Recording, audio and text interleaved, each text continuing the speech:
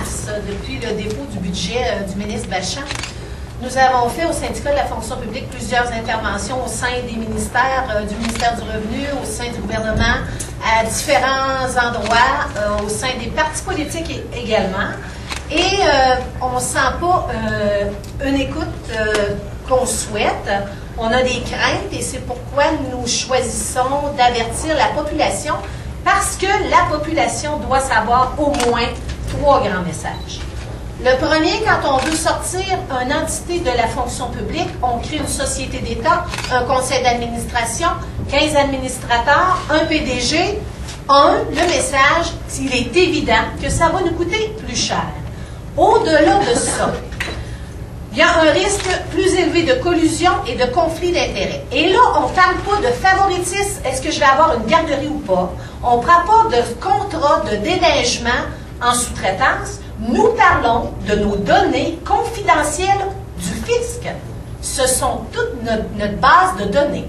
Dans le projet de loi, on parle également d'imputabilité.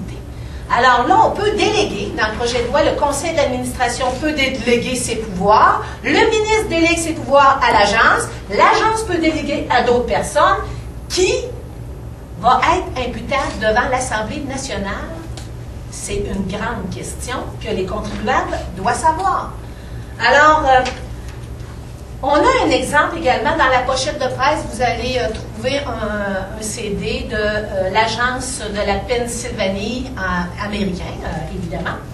Et quand vous le regarderez, et vous avez l'adresse Internet dans notre communiqué, imaginez-vous que vous êtes Tom. Alors, je vous dis juste ça, je vous invite à le regarder. C'est assez inquiétant parce que c'est peut-être pas quand on commence à enlever une entité de la fonction publique qu'on commence à devoir devenir plus privé, mais c'est avec le temps.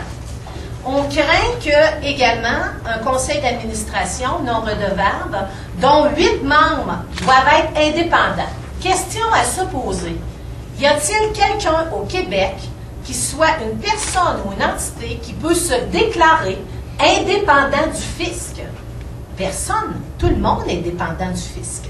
Alors, dans ces 8 personnes-là, il est même inscrit dans le projet de loi qu'ils pourront, de façon ponctuelle, être en conflit d'intérêts. Arrêtez-nous quelqu'un. Non, mais je vous dis, la publicité, c'est vrai qu'elle frappe. J'ai entendu madame mais on doit, là, la population doit savoir, le ministre, quand il a déposé son projet de loi, le 8 juin, ne voulait aucune consultation. Nous avons demandé des consultations, on la voudrait publique, mais là, on a juste des consultations particulières. Nous sommes rendus à l'effet que la population doit savoir.